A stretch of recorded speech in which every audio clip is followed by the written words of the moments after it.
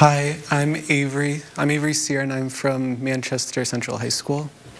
Hi, my name is Nicholas Carrero, and I'm from Manchester School of Technology. And what were some of the things that you two came up with?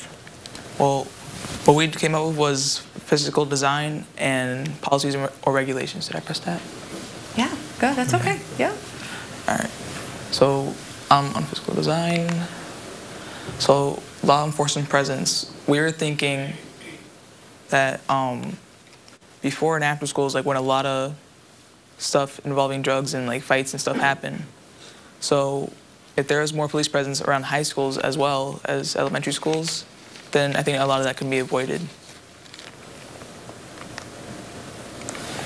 And increase substance abuse professionals.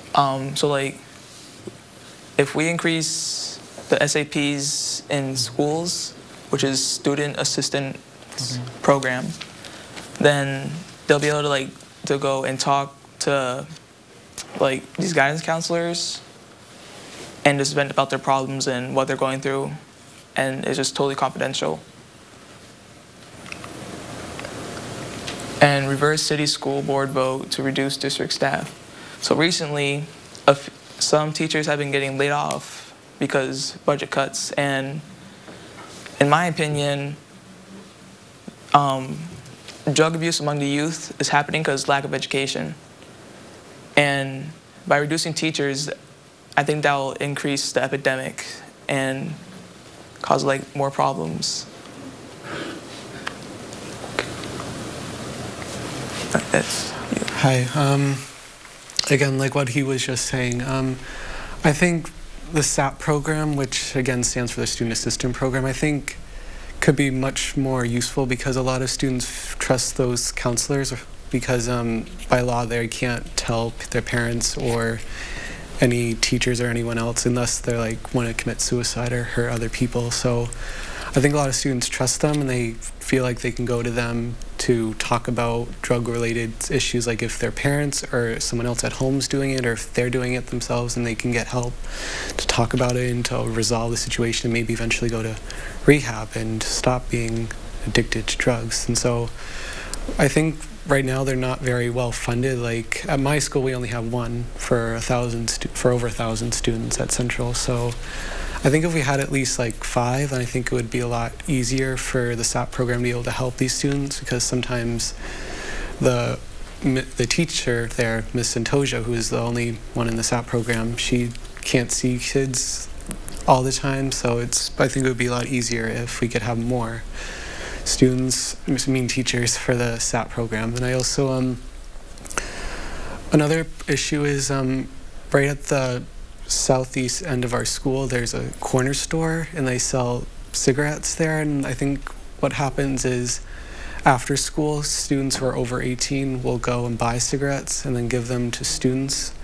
So to students who shouldn't be smoking cigarettes. And so I think if perhaps maybe it was shut down or at least maybe not allowed to sell cigarettes, I think it would help the cigarette smoking problem. And I think it also kind of creates an atmosphere that they'll never get in any trouble for if they choose to smoke marijuana or if they choose to use drugs. And so I think if it was made more difficult for students to be able to access cigarettes, because it's really, really easy. Like you can just go like during your lunch, like run across the street to get some cigarettes and then come back and then they can sell it to students during lunch. And so without teachers noticing. So I think if we could have more, even also have a more heavier police presence in the school zone, I think it would also discourage any sort of drug-related activities from happening there, and I think it would decrease the amount of young people who are using drugs. And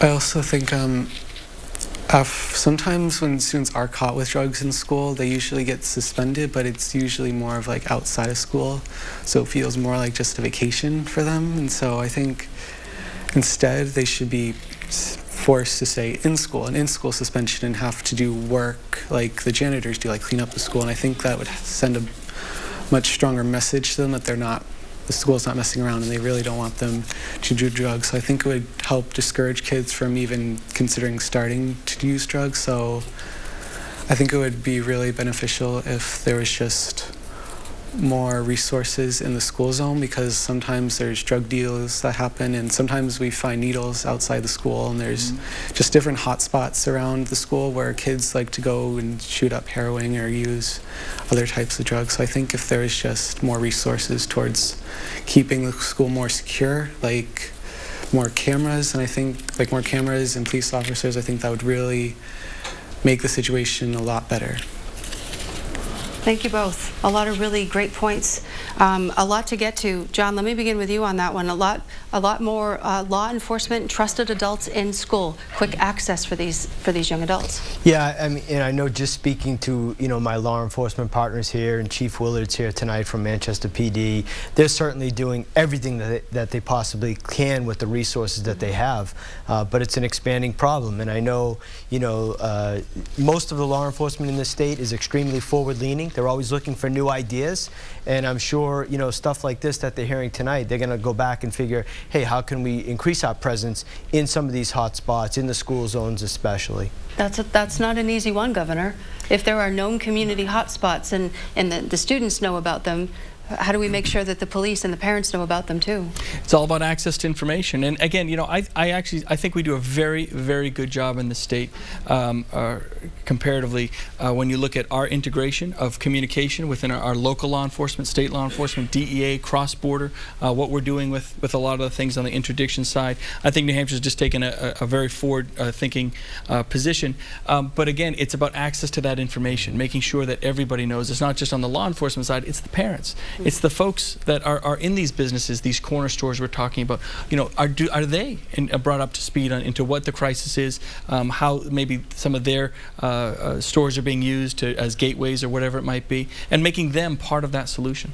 Jim, in school suspension, having the kids who have been suspended perform some sort of work. What do you think about that? I love everything these kids say. I love. I'm gonna tell you, it just keeps getting amplified in my head that they're looking for answers and for help. I think that's a fantastic idea. I think, for some kids, getting suspended is you're sending them on vacation, right?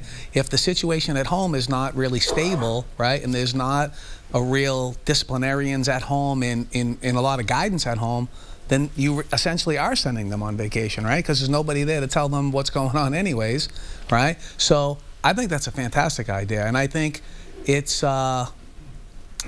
it has a sort of I'm at a loss for the words, but anytime a kid can be in school as opposed to out of school, it's a really good idea. It seems like a common thread with these kids. They talk about having access to resources while they're at school. Right. How do you continue doing what you're doing but now take it to the next level? Well, you listen and you respond to their needs. So that would be, that next step would be, our students, these panelists are saying we need more opportunities for clubs, for sports, for being engaged, and we need to reach out and connect with our marginalized kids, the ones that don't have the support of the families that many of these kids do have, that we need to better. So as a school counselor, I'm going to take that back home. I would ask these stakeholders, I mean the members in the audience here these are decision makers around working with youth and drug prevention. So I think it's on all of us to take it to that next level. We almost must embed ourselves in our community, correct, Dr. Harrison? I agree, ma'am. The reality is we talk a lot in the Community Coalition construct about 12 sectors. The medical community, law enforcement, the judiciary, the teachers, the parents, the grandparents. The reality, I would think, is that one of the things that came up over and over this last weekend was they want somebody that loves them and that will inspire them, that they can turn to and trust and know that that person, mom, dad, whoever it is, good friend, will watch their back and help them live as good a life as possible. Right. And our thanks to our final group of students. Thank you both for being here tonight. Good job. And before we go, I'd like to go down the line here and give all of you a chance to sort of voice your final thoughts on what you heard tonight. Governor? Well, look, I just want to thank these students for stepping up. There's a great swell of 603 pride on this stage right now. I mean, really, I think these kids, they've done kind of their job here. They've stepped up. They've brought, I think, what a lot of us don't see necessarily from the front lines. I think the real onus is, what do we do with that? And not what do we do 6 months and a year from now, tomorrow, today. That's a responsibility, not just us on the panel here, all of us as individuals, as parents out there. What are we going to do with this information to start turning this around? It is not going to turn around tomorrow necessarily, right, but we have to start today to build that foundation to make sure that over time we do turn the dial on this crisis. Your final thoughts? I just want to say that this is sort of the reason, kids like the kids that we've met here tonight are the reason that when asked, I just try to say yes. If I think about it, I'm going to think of a reason why I can't come to New Hampshire on is it Tuesday or Monday? Tuesday. I don't even know what day of the week it is right now because I've been on the road so long, but I just try to say yes. And it's because of young people like this.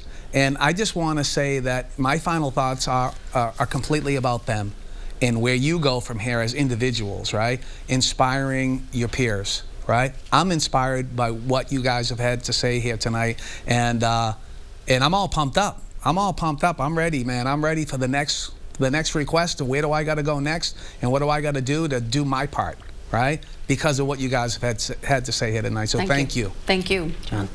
Part of this DEA 360 strategy here in Manchester and in all of New Hampshire, we've done things differently than anywhere else. I think we've set the bar. We've set it pretty high. I think we started a national movement on March 7th, and we asked the kids that day to get involved. We said we needed their help, and they certainly stepped up. My message moving forward is don't stop here.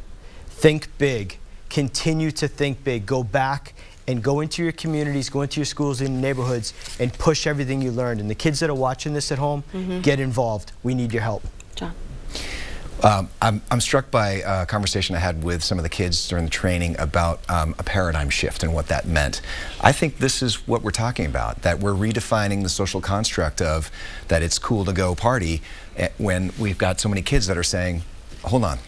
Right. Not my generation. You know, I'm ready to make a difference, to engage businesses. I think that's important too. To follow leadership of the governor, and man, your summit was fantastic. The kids were buzzed about it in a good way. In a good way. Right. Dr. Harrison. One of the leadership attributes that the young people explored was altruism. And although there was a bit of head-scratching going on, ultimately they came to define it something like self-sacrifice, selfless service, if you will. And quite honestly, they were demonstrating it in the room long before they mastered the word. So I would hope that we could keep their belief in goodness and hope alive, and everybody can do that. Right, we're using every second that we have. We want to thank you for being here. Thanks to our student groups, and thanks to you for watching tonight. We appreciate you being with us. Good night.